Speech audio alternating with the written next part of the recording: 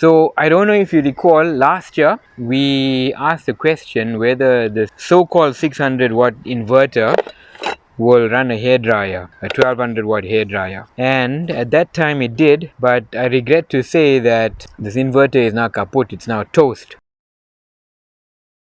So let me relate to you the story. So I use this inverter, it was more like an experiment.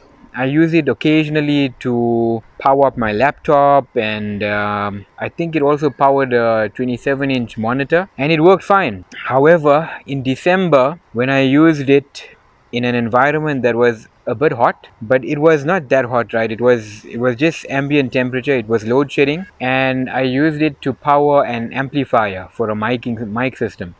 When I came to pack it up, I disconnected the battery, disconnected the load. I heard a pop, and I got a bit worried, but I thought, okay, maybe it's just a fuse.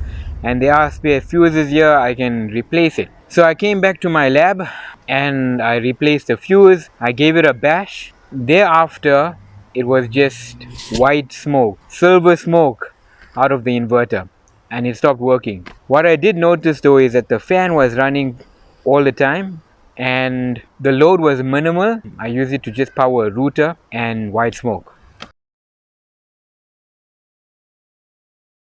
I contacted the supplier, and lo and behold, there's no warranty. Another thing that is regrettable is that it cannot be repaired. So I don't advise anybody to buy this. I think these are cheap line inverters. I don't believe that they are the original devil that we used to get about 5 years ago. I think these are just knockoffs from China that's white labeled. And as far as the 600 watt is concerned, the 600 watt is peak power, but what I noticed is that the 600 watt is not something that can be sustained. Although it's rated 600 watt and the peak power here is 1200 watt, 1200 watt can be sustained for about a second, and 600 watts cannot be sustained continuously. And this wasn't a heavy load, this was quite a light load. But to sustain it for a long period of time, like 1 or 2 hours, this inverter is not capable of doing that. If you do decide to buy this inverter, then my advice is to limit your load to 75% of the rated power here. So if the rated power on this one is 600 watt, you should limit your load to 450 watts. It has a smell of burnt electronics now. This is what it looks like inside. If you know or you are capable of repairing this, please let me know.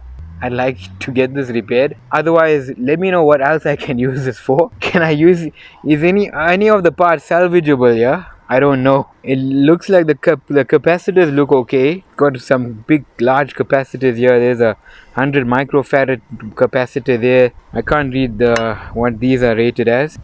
The coils look in good shape. There's a couple of resistors. I think this is the brain that controls everything. This is a microcontroller unit. There's some microcontrollers. There's one there as well. So let me know if anything is salvageable, or should I just throw it into the e-waste at our local hardware store. Thank you for watching, and be careful with these inverters.